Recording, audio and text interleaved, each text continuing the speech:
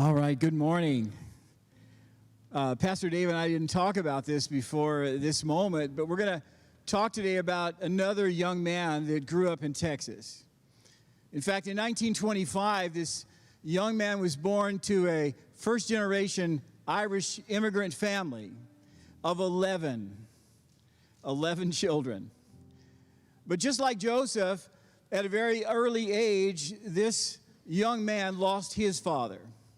They were picking cotton for $1 a day during the Great Depression and now had to find a way to live without the father of their home. This young man had to learn to take his little rifle and he had to shoot small little rabbits and squirrels and prairie dogs and anything else that he could find and feed 11 others of his siblings to stay alive. And he did this for many, many years. When I think about the life of Joseph, Joseph's life, in the end, it was framed by a very large famine that hit the earth. And this young man's family was in Texas because they had to flee their native Ireland to flee a great famine in Europe, and they ended up in this precarious place. But in 1942, when Pearl Harbor was attacked, this young boy of 16 tried to enlist, even got his sister to forge his papers to make it look like he was eligible at 18 to fight. This young man finally snuck in. He was actually only 5'5" and 110 pounds, and he was summarily rejected to all the armed forces. He put on about 12 and a half pounds, and the Army decided, hey, we're kind of taking it. We're kind of desperate right now because of the war in Europe. We'll take anybody. And they took this young man, he enlisted, and they threw him into North Africa. And by the time this barely 17-year-old boy got into combat, till when he ended his service at the age of 21, he served in 7 major conflicts. As he marched across North Africa, as he entered into Italy, as he went up through Italy in the Battle of Anzio, he entered into France, and he pressed up against the German army that was now in retreat against the French border. He'd had a series of heroic moments and had a great time and a growth in maturity. He had been shot already 3 times and suffered malaria. Pastor Ben, it's interesting to know that he was thrown into a military hospital called the Cistern. The cistern was a place where you got shot up really bad and you got sick. You kind of got thrown into this place and you kind of never came out. Very interesting because we know that's what happened to Joseph. Probably one of the greatest harrowing points up until this time was that the greatest tragedy that this young soldier faced was his 128 men were accidentally bombed by friendly fire. So the greatest casualty up until that time in the war was through friendly fire. Just like the friendly fire that Joseph had received at the attitude and the treatment of his own brothers.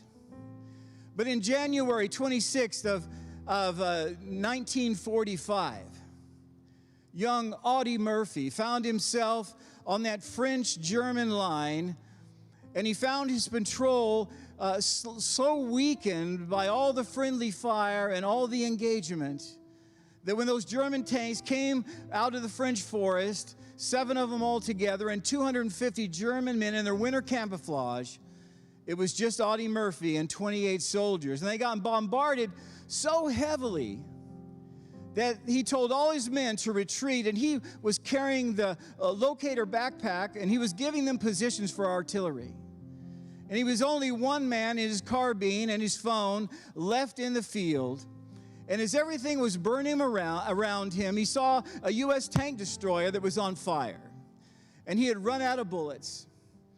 And he saw a machine gun sitting on that lonely machine, and he thought, if I could just make it and sit up on that tank destroyer that was on fire, there might be enough bullets in that machine gun to hold off this German onslaught.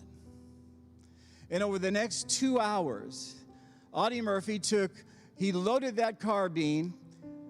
He defeated 250 men, 55 of which he took down. The rest had surrendered.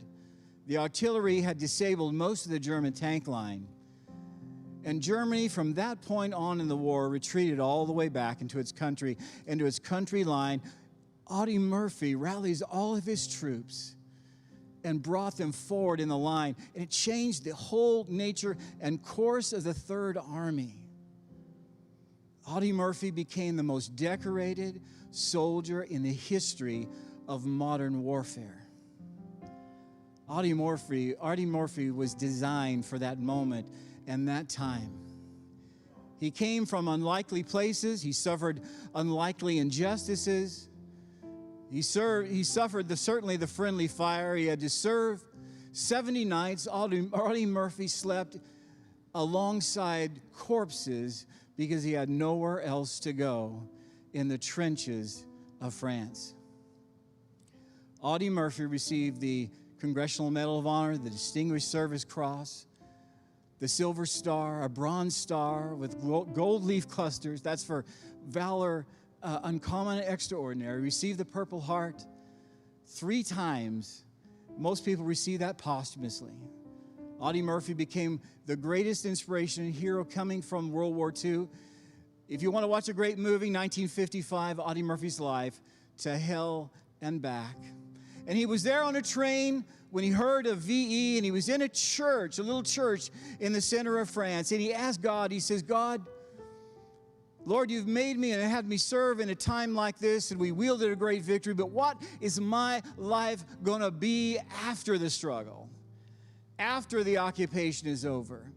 I've got to go back and form a life, and the only life I've ever known is the life of hardship and difficulty and the witness of great tragedy. You and I are asking ourselves right now in this moment, what is our life going to be from this moment on? Maybe it's a reinvented life. Maybe this elongated time that we've had to struggle. It's going to have to be something new. God's going to have to speak something fresh to us as we have the faith to go beyond what's happened over the last 6 and 7 months of difficulty in this country. But God's got a plan. He's got a destiny. Yes, you've been on a detour. Yes, you've had some struggles, but God's got a destiny for your life, as we say every week throughout this series. If anything else, you know that through all this hardship, God's got a great plan for your life. We thank you this morning as we honor that life, that testimony of Audie Murphy, the greatest awarded soldier, a Christian, in the history of modern warfare. We thank you, every one of you that continually give. We thank you that you take your time, your treasure, and your talent. You believe in the mission of Every Nation City Church. You make an investment of your life and the things that God has given you back into this church that we might change the nature of this city and this valley forever. We thank you for all those that are giving by PushPay. It's a really simple exercise, but if you text in the sender section that you want to be texting to 77977, and then the memo section at the bottom, you just text in EN City Church. You follow the prompts. It'll take you right to our PushPay if you haven't done that before. You can also go onto our secure website. You can push in there and go to our giving section. And again, we thank every one of you today that sends in weekly and monthly checks. All these weeks, you're sustaining the lifeblood and the continuing preaching of the gospel through this church. And now get ready as we enter into the final moments of this message. Haven't you been inspired today that God has an ultimate plan of faith for you and I? God bless you today as you give in this holy moment.